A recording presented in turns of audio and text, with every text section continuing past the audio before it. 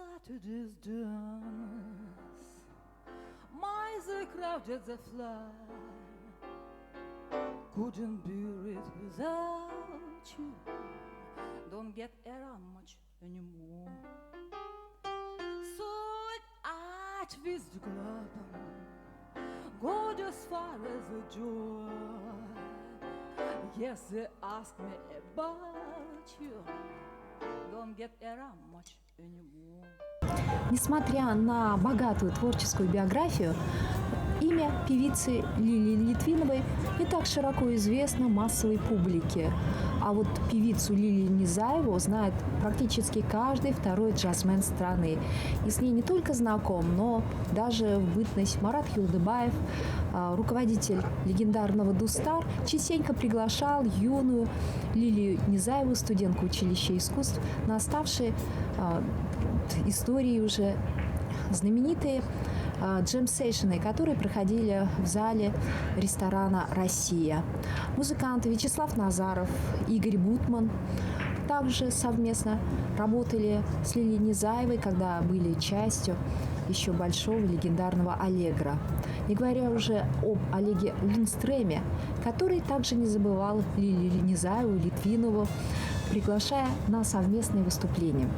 Сегодня у нас в гостях Лилия Низаева, певица. Итак, с вами «Свидание с джазом». Добрый вечер. Спасибо, что вы мне напомнили, что у меня что-то было.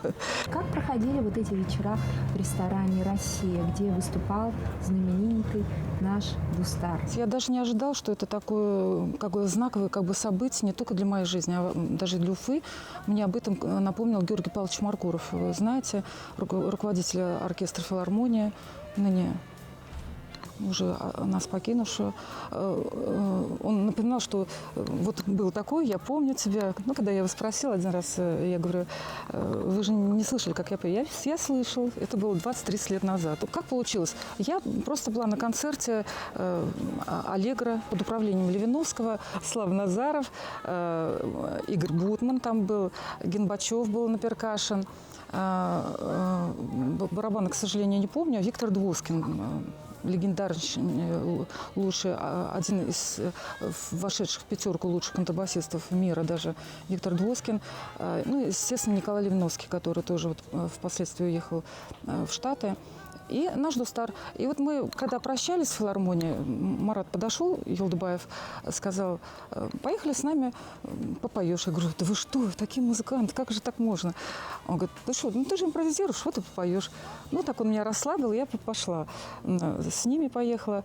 Мы заходим в зал, оказывается, никого не пропускали, наверху были все музыканты. И вот начался вот этот легендарный концерт.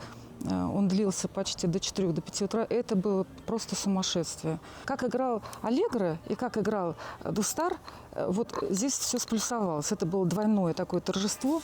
Аллегровцы влюбились в дустаровцев, дустаровцы, соответственно, наоборот. И начали потихонечку, можно сказать, так переманивать. Рустем Шайхутдинов, гитарист, уехал в Штаты после вот этого концерта. Его оценили как гитариста. Кого-то, наверное, не смогли соблазнить. Вячеслав Назаров, он все время был наш. В какой-то момент, вот я могу сказать, что я вышла петь. Вот лучше аккомпанемента в своей жизни я, может быть, раза 2-3. Вот сейчас я могу похвастаться своим коллективом, что это та ритм-секция, которая просто я наслаждаюсь, и просто я на самом деле наслаждаюсь и могу выдать что-то. Я помню, что меня аккомпанировал Бутман, Назаров и Юлдыбаев.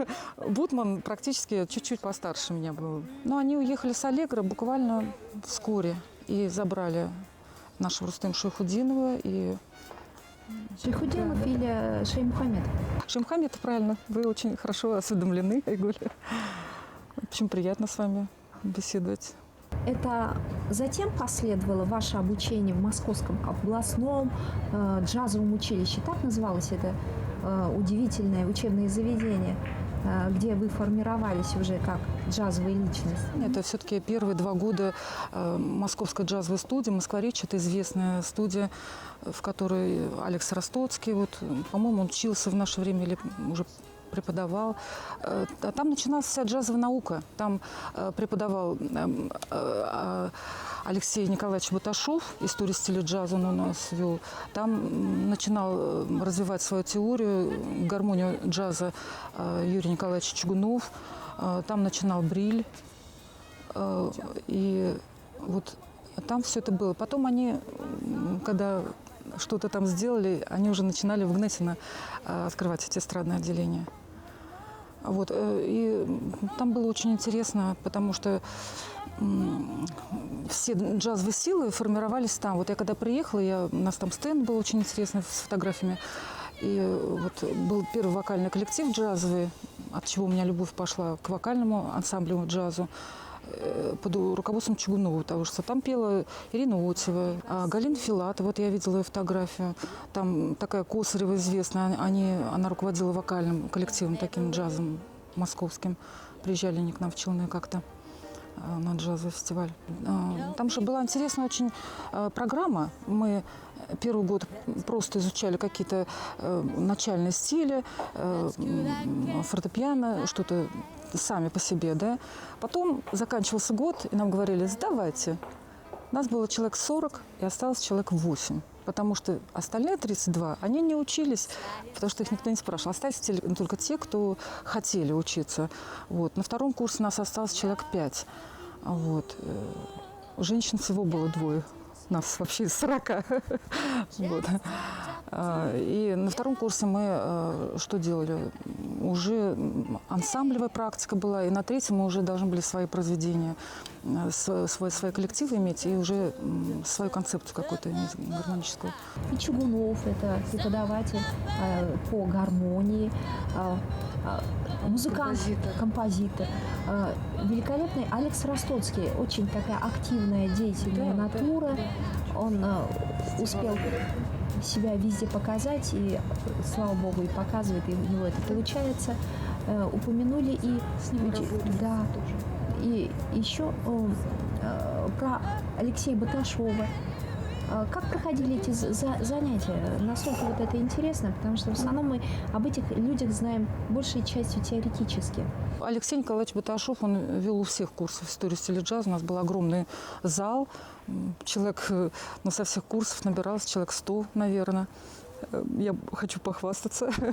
Как бы я увлекалась уже с 15 лет, ходила в наш клуб филофонистов и уже владела какой-то джазовой информацией. Тем более 3 курса я проучила здесь и уже знала джаз. Параллельно у нас было джазовое отделение же в училище искусств. Я уже приехала подготовленная туда, можно сказать. Да?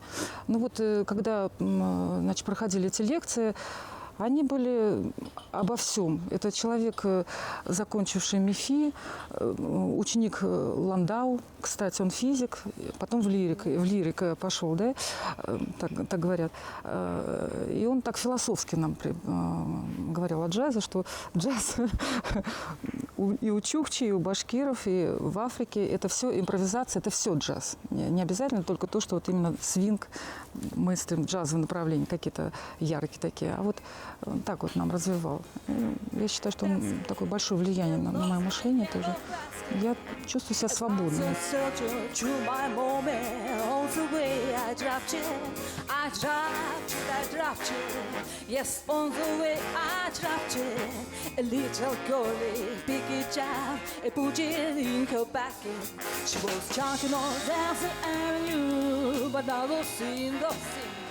She was back all around.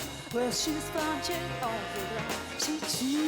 She took it, a little yellow basket. And if she doesn't bring it back, I see now what will jive.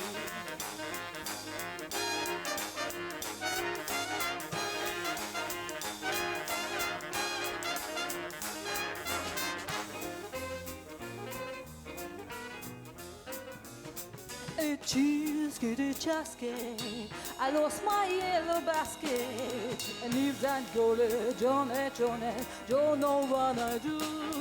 Oh, kid, I wish a little girl I could see. Ooh. Oh, kid, I wish a little girl I to see.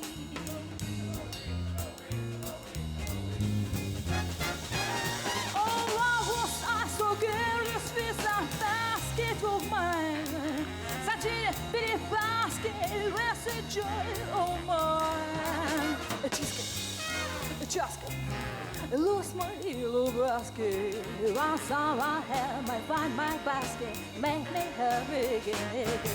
Могу работать в любом стиле, мне неважно, джазовая это или, может быть, это даже хорошая попса, может, это и татарская, башкирская музыка. Я с ней тоже работала, потому что, когда я писала свои аранжировки для вокального коллектива, я использовала дунаевского, татарские какие-то мелодии, например. О Чугунове мне хочется сказать об этой личности, что это просто удивительный человек в плане того, что он проявил гениальный, он везде гениальный, он проявил себя везде. Он писатель, достаточно известный в московских кругах, он художник сейчас уже тоже. Вот. И он так скромно сидит себе, пишет свои методики, произведения. Он писал для оркестров. Вот я была на, ну не конкурс, а фестиваль оркестров, например, да, в Москве. И вот произведения советских композиторов. То, что делал Чугунов, это просто вот какая-то прострация. Он любил очень Скрябина. Его не видать ни по телевизору, нигде, я так не слышу, но вот постоянно какая-то литература доходит. Он женился на выпускнице вокального джазового, эстрадно-джазового отделения Гнесина и начал писать вокальную музыку. У меня какие-то есть его произведения вот тоже. И руководил вокальным коллективом. Тоже вот можно даже... Если бы у меня сейчас был коллектив, я бы до сих пор могла бы обратиться, и он бы с удовольствием дал бы, я думаю, вот эти вокальные. Вообще, как-то вот это звучит так, да, вот с такими. А ведь на самом деле, когда живешь там просто вот рядом, общаешься, это очень простые люди, скромные. И когда я первый раз попала на концерт Бриля, я помню, смотрю и не верю своим глазам, что я вижу живого Бриля. Первый раз. О пафосе звезд, о пафосе исполнителей. И приезжают джазовые музыканты к нам в провинцию. И мы понимаем, насколько удивляемся их простоте общения, их простоте, казалось бы, мысли, их какой-то вот... Ну, это, видимо, и есть та самая породистость, когда они просты, как короли. Интеллигенты. Да.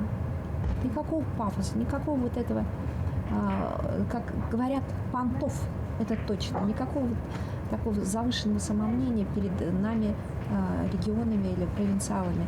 Меня в джазовых музыкантах это всегда и удивляло, кстати.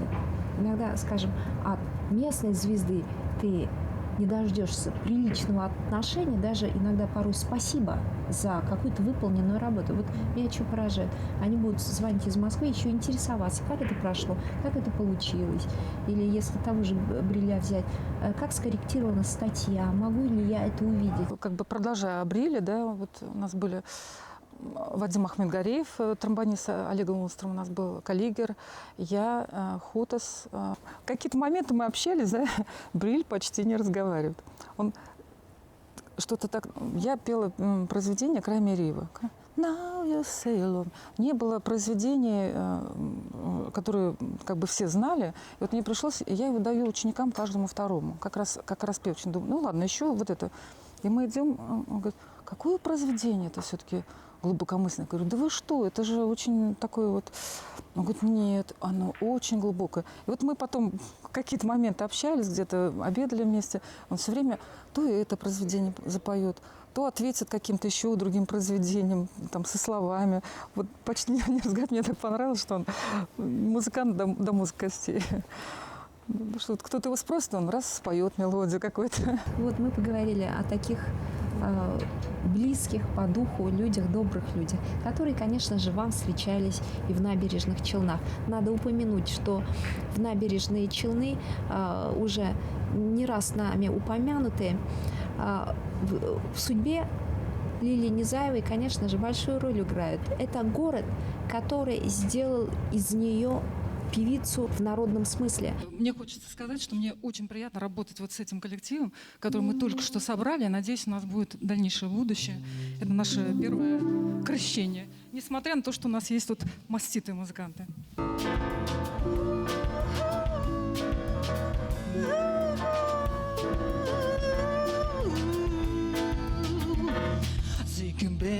chance I said I love you.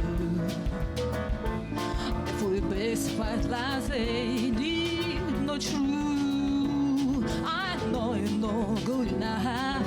I know you're good in life. Who you believe in gets you for two. But again, the bitch, I'm back and I love you.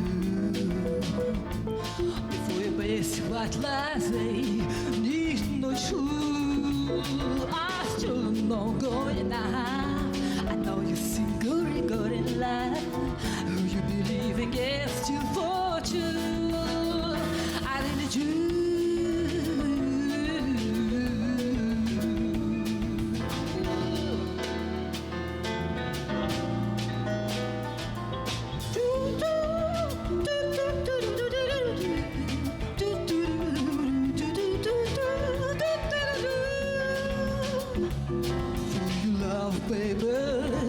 Surround you by with this love.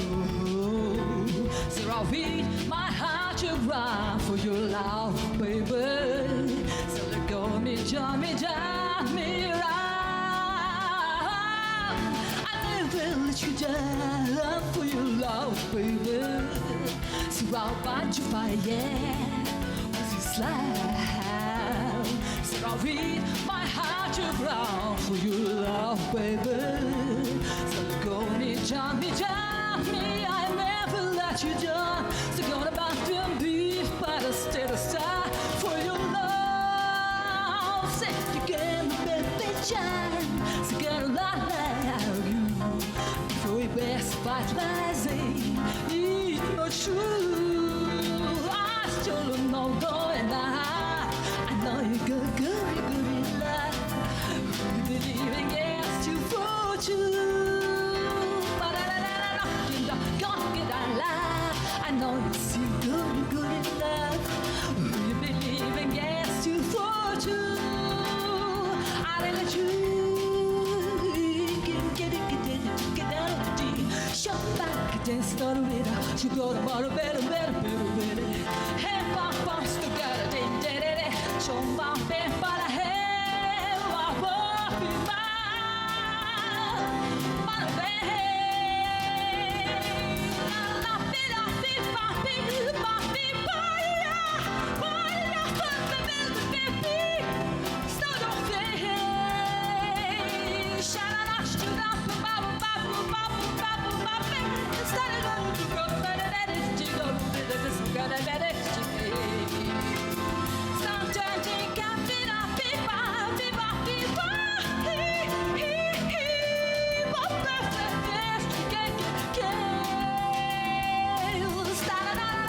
Именно в набережных Челнах Лилия Низаева имела отношение к формированию джазового клуба.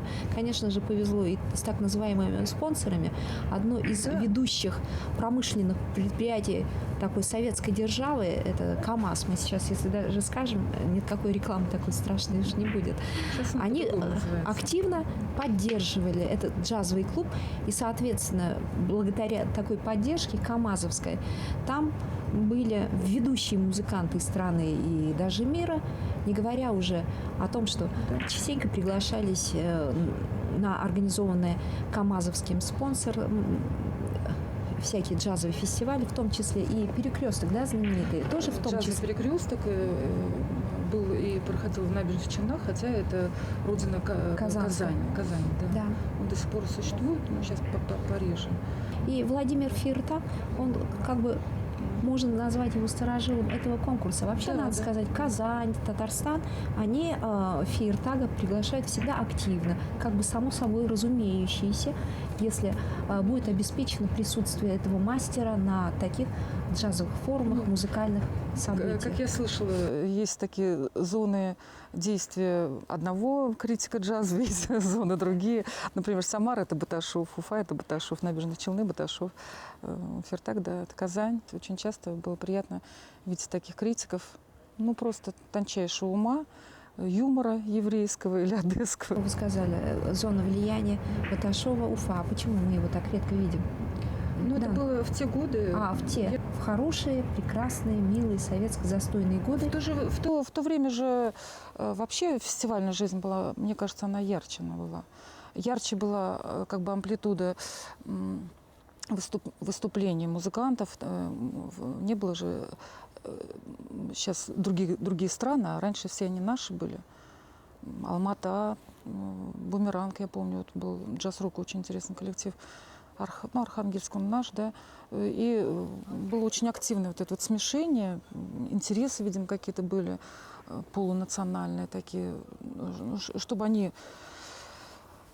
участвовали в музыке. Получается, объективно говоря, может и субъективно, то та старая формация экономическая, точнее, социалистический Да. Советский Союз, он не так пагубно, как сейчас говорят, влиял на культуру, а величайшее множество зональных, всесоюзных, всероссийских фестивалей и конкурсов, в котором участвовали как в обязаловке. И это было хорошо. Это было, да, в принципе, это же было сверху, это было все организовано. И было такое течение, организация, это, может быть, даже началось после вот, Олимпийских игр в Москве. Вот очень активно после 80-х годов пошло.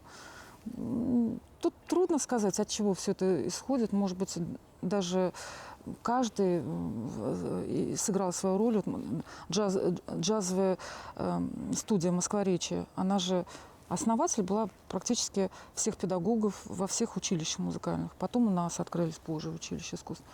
Пожалуйста. Может быть, это вот даже один человек, Козырев, руководитель этой студии, сыграл, организовал это все. Вот что касается Набережных Челнов, у нас ведь был генеральный директор Николай Иванович Бех. Он очень любил джаз. Он захотел иметь, может быть, свой джаз он захотел иметь, может быть, и тем самым хотел развивать скульптуру. Очень активно вообще развивалось это все. Вот уехал Николай Иванович Бех. Все. Меньше стало спонсорства, меньше стало фестивалей. Потихонечку оно все стало сдуваться. Город, в основном, он же молодой город, там поколения своего еще не было. Вот. И основное как бы, увлечение это было не эта музыка. И вот мы все разъехались, кто-то в Москву, кто-то в Сочи, кто-то вот. Я решила в Уфу. Почему приехала сюда? Потому что я знала, что поколениями тут уже воспитывается, уже вот приходят у меня там маленькие дети или какие-то люди на концерт, они говорят, а нам папа. А я говорю, откуда ты вот это все знаешь? А у нас пластинки, вот родители, бабушки, дедушки. Пожалуйста. Поэтому я знала, что здесь оно будет жить, как бы его не убивали. Это уже в крови. Который влияет на музыкальную культуру. То есть мы можем говорить уже о традициях, о том, что что-то в крови у нас. У нас в том числе. Да. Можно даже попробовать пофилософствовать, почему это в крови. Я, так как музыкант, могу сказать, что где-то это от пентатоники. Блюзовый лад, который свойственен, да, хотела сказать американской музыке, и вы меня опередили, и башкирскому народу, да, он нам родственен, да, потом все-таки как бы потемнее кровь, скажем, да, по химическому почернее, как бы, да, она ближе, она может быть ближе даже вот к латиноамериканским каким-то смешанным народам.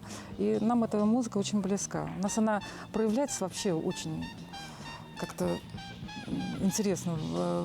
Вот, ну, вот когда я услышала Дустар, вот это направление, это же не традиционный джаз был, который в Москве.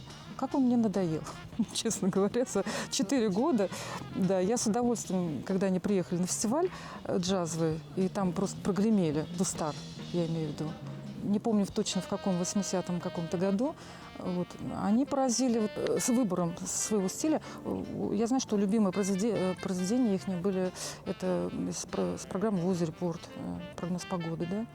Вот. Ну, у каждого музыканта были свои предпочтения. На фоне умных импровизаций, на фоне всего того профессионального, что они знали, еще важен очень выбор стилистики. И вот это, конечно, поразило. Вот я упомянула о «Бумеранге», который тоже там как бы был очень известен, но он на голову был меньше. Это был тяжелый такой джаз-рок, полуфанк такой, да, горячий, но такой тяжеловатый. А у нас же это и ферритура соло саксофона, и там все. Один Сергеенко чего стоит. Скрипач. Оказывается, я поняла, откуда у него пошло. От скрипки. Когда я его спросила, как ты к контрабасу пришел, он говорит, а я же на скрипке учился. То есть, видимо, любой скрипач может стать контрабасистом величайшим. Шутка. Со временем выявляется, что этот, который на контрабасе, он вообще-то был гитаристом или как-то. Вот многие музыканты, как-то вот у них случается такой коренной переход к другому инструменту. Хотя есть и на вашей памяти есть величайшие какие-то универсалы, которые осваивали. Вот что нравится, то освоили. Да, захотелось трубы, да. Ой, хочу научиться играть на саксофоне. Дмитрий Шапко. Во. Он же художник. Художник. Кстати, мой друг был. Да, и понимаешь, что мужчина с саксофоном это, вероятно, выглядит интереснее. Человек задался целью и самостоятельно освоил саксофон. Как это происходило на ваших глазах? Да. У нас же мы параллельно учились, он на художественном отделении, я на теоретическом. И там что-то такое было на джазовом отделении, что они как бы вот себе сами на уме, и нас как бы не подпускали. И мы с ним таких два, как изгоя, нашли друг друга в этом плане. И он как, давай поиграем. Он знал, что я все это тоже люблю. И вот где-то он меня даже учил уже. Давай ты вот здесь вот так. А я бас. Мы находили класс с 2 роялями там. Потом он говорит, ну теперь давай бас. Я не умела. Он мне вот эти вот басовые, все блуждающие басы, это же вот его большое ему спасибо. Вообще удивительный человек. А связь с этим человеком удивительным у вас остается? Нет, он же сейчас, насколько я думаю, что он сейчас, по-моему, 2 гражданства Франции и Голландии имеет. Они с Остроумова уехали в Голландию. Он был слон. Вот он был очень пухлый, такой румяный, булочный мальчик такой. Вот. И тот открывает высокий, просто обаятельный, голубоглазый блондин, высочайшее, красивое лицо. Я говорю, здравствуйте, а можно Диму Шапко? Он говорит, можно. Я говорю, а позовите он? Да. Потом стоит, Лиль, ну ты что, меня на самом деле не узнала? Представляете? Вот. Вот какой-то момент у нас была встреча, кстати, она была такая интересная. Он тогда сказал, что он сейчас начинает только изучать саксофон. Он великолепно на фортепиано, кстати, играет. Для меня он был великолепный пианист. И он говорит, я вот сейчас изучаю саксофон. Ему сказали, что очень вредно играть, но я решил, что я буду играть, потому что я не могу без этого, хоть я умру. Вот даже вот такой человек, это сильный человек. Вот. И я, говорит, беру уроки у Юлдыбаева, прихожу к ним на джем-сейшн в Россию, туда же вот играть. И все, после этого мы расстались. И я где-то как-то до меня доходит слух, что он гениальный саксофонист, просто гениальнейший. Но он был такой всегда. И в рисунках я его видела, рисунки. В пору вашей учебы в училище искусств, конечно же, «Орлан» — это было, наверное, все. Это коллектив, который уже знали в Советском Союзе. Когда я училась, Олег учился тоже параллельно со мной на 3-м курсе. Он еще только учился. Да, мы были знакомы. Когда я стала из Москвы уже приезжать, вот тогда уже был этот коллектив. Я тоже ходила как бы на эти 6-часового утра репетиции. Я помню какие-то моменты. Вот я месяц-два жила у сестры в Уфе и приезжала. Прям вот он говорит, мы вот в 6 утра в Брома. И, пожалуйста, мы репетировали. Вот. Ну, на джем-сейшн он все время звал. Это тоже. совместное выступление? Джемы, да. Вот он же такой оказался талантливый организатор. Мы с ним просто могли разговаривать. А он, оказывается, со всеми умеет так разговаривать, умеет контакты наводить, умеет как-то организовать все. И вот, по-моему, Баташов даже как-то помогал в его жизни тоже участвовать. Я помню, что они в Самару ездили, я тоже туда поехала на фестиваль. Вот. И там они очень хорошо вот вышли. После этого, по-моему, у них пошел уже диск и другие концерты. Мы говорим о диске, о виниловых еще тогда дисках. Вот всесоюзной фабрики грамзаписи «Мелодия», да? Да. Вот это.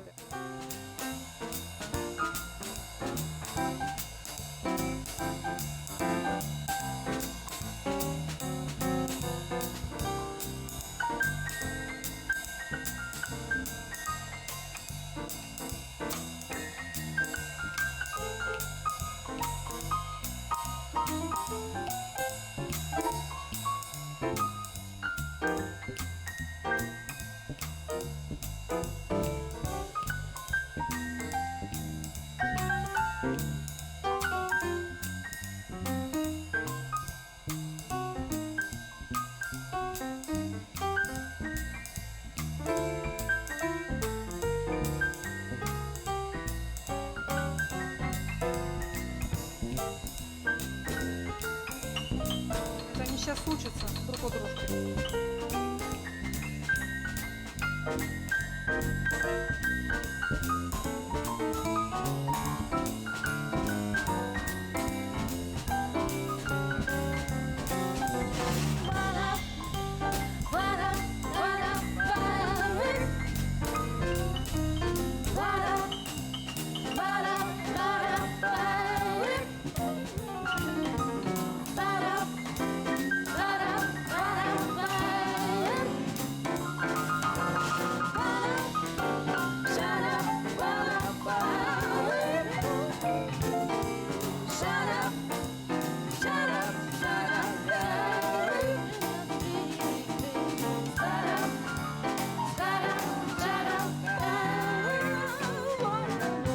В основном мы сидим сейчас на воспоминаниях, потому что это приятные воспоминания. Мы так по крупицам составляем ну, историю башкирского джаза. Я башкирский джаз упоминаю этот термин. Все, что происходит на этой территории, даже Шапко вместе с его саксофоном и его творчеством последующим, это тоже, скажем, выходцы из башкирского джаза. После вашего возвращения в Уфу вы сказали, что превратились в педагога.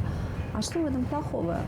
Нет, я вы уже десятилетия как педагог. Даже труд написали. Нет, у меня такая натура, я вот чем занимаюсь, тем и довольна. И стараюсь максимально сразу влезу, и везде есть очень много интересного, чего разрабатывать. Ваш Да. труд по методическому руководству по вокалу, да? Мой труд – это мой труд. Методика – это моя методика. У меня вот, кстати, завтра будет мастер-класс такой, вот раз в год он проходит. И каждый год я даю какие-то такие вот педагогические. Они знают, что я разрабатываю свою методику. Вот, завтра у нас будет как раз разговор о том, чтобы уже напечатать это все через метод-центр. И я считаю, что педагог по джазовому вокалу, во-первых, джазовых и педагогов-то толком вообще в России еще поискать надо, да? Вот. И, естественно, литературы этой нету. Это надо ее еще создать. Я сама считаю, что педагог по вокалу именно, не обязательно по джазовому вокалу, он должен через себя, скорее всего, это должен быть и певец, чувствовать свой организм и какие-то свои вот ориентации переводить на ученика. Потому что каждый ученик, это же на него не повесишь эту методику. Надо, это каждый инструмент. Это как скрипка Страдивари, скрипка такая вот.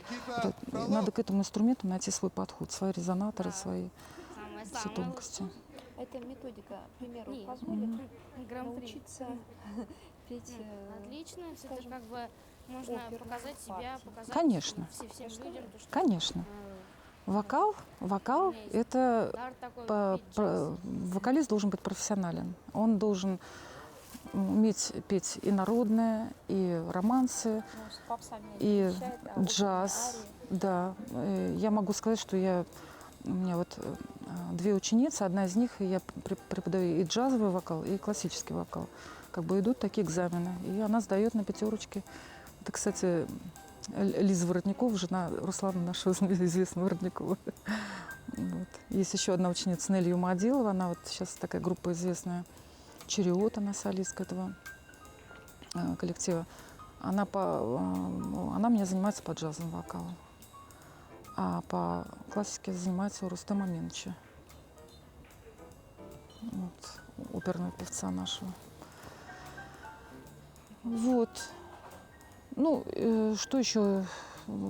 Как бы, если говорить про преподавание, то очень важно, чтобы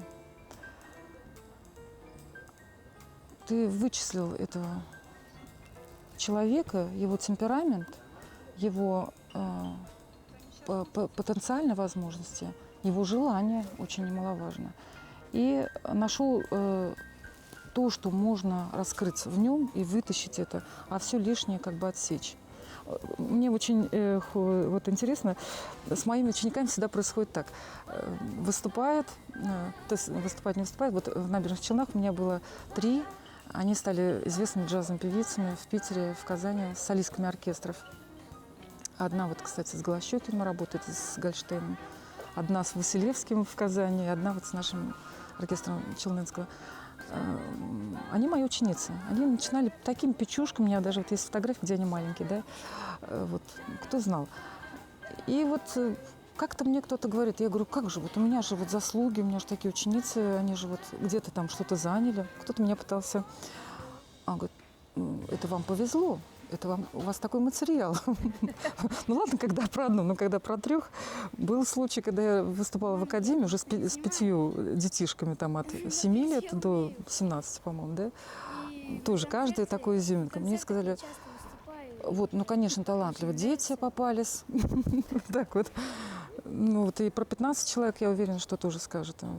Я за каждого ручаюсь, что тут как бы я не хочу хвалиться, что я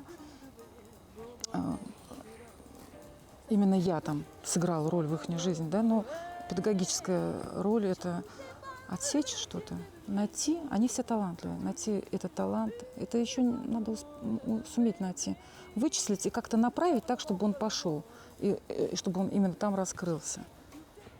На моем примере это тоже не всегда получается, скажу честно. Ну, вот у меня таких учеников, ну, вообще человек 50 у меня уже учеников сейчас. Ну, вот, человек 20 из них талантливые. Про каждого могу сказать, где они выступали, где они что. Все они как-то так звучат здесь, в Уфе. Поэтому это очень интересная профессия. Глеба тоже. легко было отсекать ненужное, насколько он талантлив, как работает с учеником, когда ученик-то является сыном родным. Насколько легко, трудно работать. Тем более здесь уже и подход-то субъективный. Ну, это очень интересный вопрос, потому что как раз здесь я на этот вопрос никак не могу ответить. Дело в том, что к нему у меня особое... Он вам нравится как вокалист? Скажу честно. Мне? Спрошу. Вы слышали? Я слышала, Как мне он нравится тем, что он молодой и такой вот, ну, скажем, искренний, что ли. Притом я смотрю же ведь еще и на публику, на реакции зала. Да. Он воспринимается как? Он вот уже раскрытый, это как цветок, он уже раскрытый. Хочется его сорвать, нюхать, вот ходить. Вот вы сами вот ответили такой. на мой вопрос. Вот он такой. Вот он такой сам человек. Вот надо его учить. То есть вы сейчас уже сами говорите, да, материал здесь был такой. Да, я скажу, здесь материал, такой материал. Он у меня первый раз стукнулся в животе под Манукяна, вы знаете? Да, вот это первый стук, я его ждала, это был на 8 марта подарок. 9 марта был концерт, он стукнулся под Манукяна. Потом мы ставили на перегонки с мужем всякие, он классику ставит, я джаз. Он так особо на нашу музыку реагировал. Сейчас он мне целыми днями говорит: мама, ты меня заставляешь петь, ты меня заставляешь, я не хочу петь. И тут же берется за гитару, целыми днями снимает, поет, все что угодно. Я знаю, что он без этого не сможет, у него это в крови.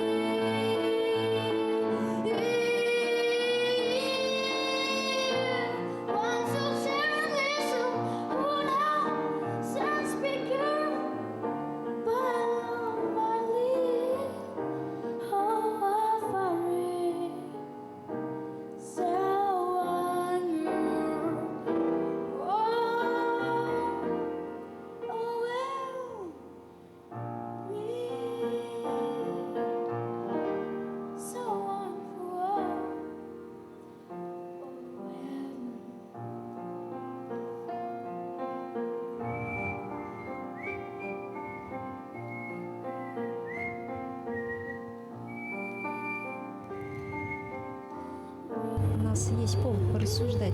Это, новоиспеченный ваш коллектив. Это не мальчиковый коллектив, а, так сказать, полуветеранский коллектив с участием там. Вот, кстати, как раз там есть и рокеры, и музыканты давно сложившиеся. Это такой уже у вас клуб по интересам. Это ваш клуб по интересам. То есть вы каждый из участников этого коллектива самодостаточная личность, уже состоявшаяся в музыкальном плане, в своем жанре. И вдруг вы состыковываетесь и что-то общее сотворяете. Да. Вот как раз хотела сказать, Рашид Рамеев, это же аутрайдер.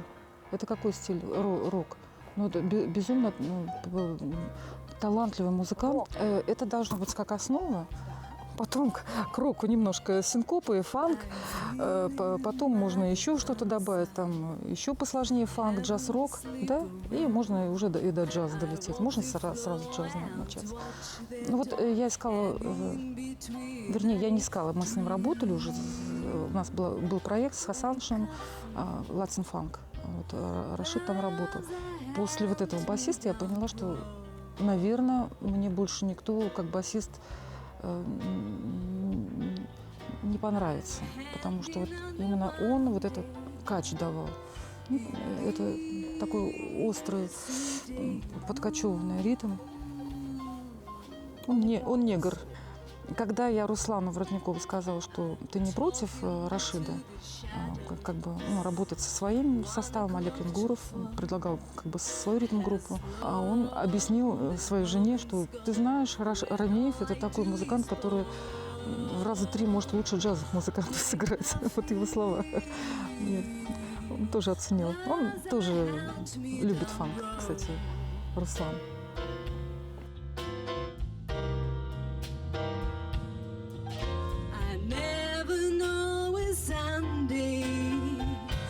Monday's weekday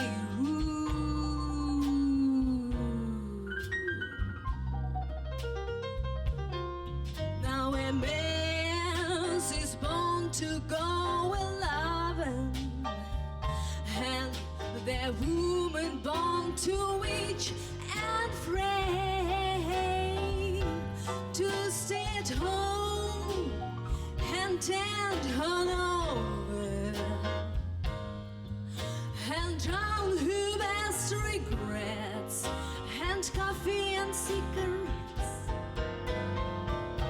I'm moody all the morning, moody all the nights, and in between it's nicotine has not my heart to find.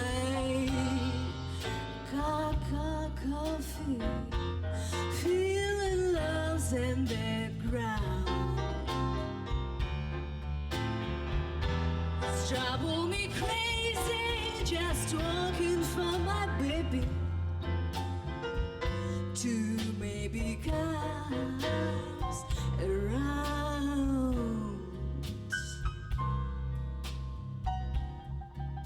To do do do do do.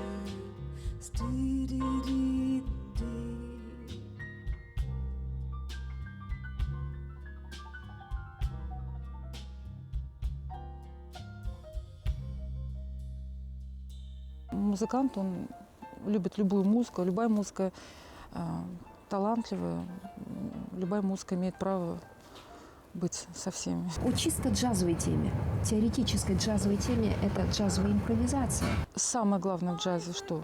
Это не только манеры, и слух, и все остальное, владение просто вот этим стилем, да? Это самое главное, это, конечно, импровизация. Импровизация, вот это очень такая больная тема. До сих пор я не понимаю, почему у нас нету джазовых певиц, которые импровизируют. Очень много поют англоязычно, причем уже даже больше, чем надо. И как-то обидно, что они все неплохо поют, даже многие в стиле поют. Ну, покажи ты импровизацию. Это же к этому ведет. Вот взять всех инструменталистов, да, джазовых. Что? Первое, не тему же сыграли. Самое главное, как он мыслит, как он показал. Это композитор. Я считаю, что это композитор. Вот этого же хотелось бы увидеть вокалистов таких, которые могут не просто исполнить, как многие певцы, а показать, помимо своего стиля, именно свое мышление, свой талант вот такой творческий. Вот об этом мы забываем. Кто-то начинает импровизировать, попытки такие есть, конечно, да, но это такие на тонике, на квинте. Должны быть разработки джазовой гармонии, опевания, вот эти лады, все. Это вот владение инструментом, как Козьма Прутков говорит, в корень зри, это же именно из гармонии все выходит. Love is all that I can give to you. Love is more than just a game for two. So in love can make him take my hand, and please don't break in love was made for me and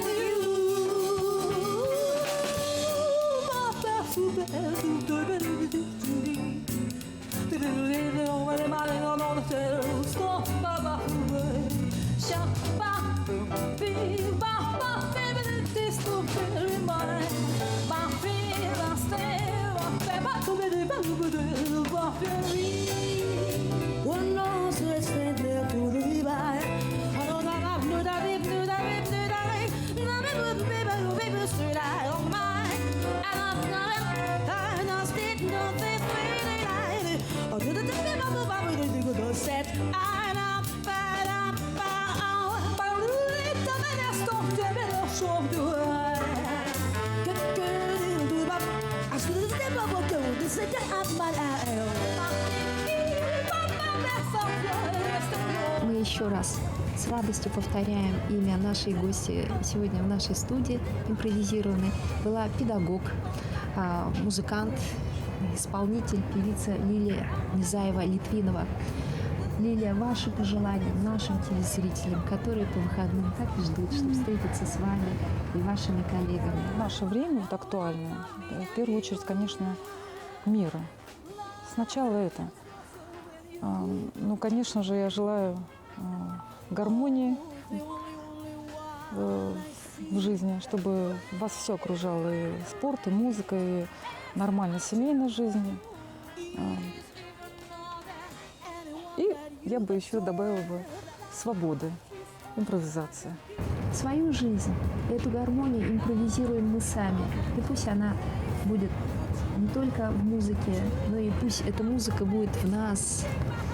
Еще раз, давайте жить в мире, сказала Лилия Низаева. То же самое подтверждаю и я. Уважаемые телезрители, доброй ночи вам. Слушайте хорошую музыку и умных людей.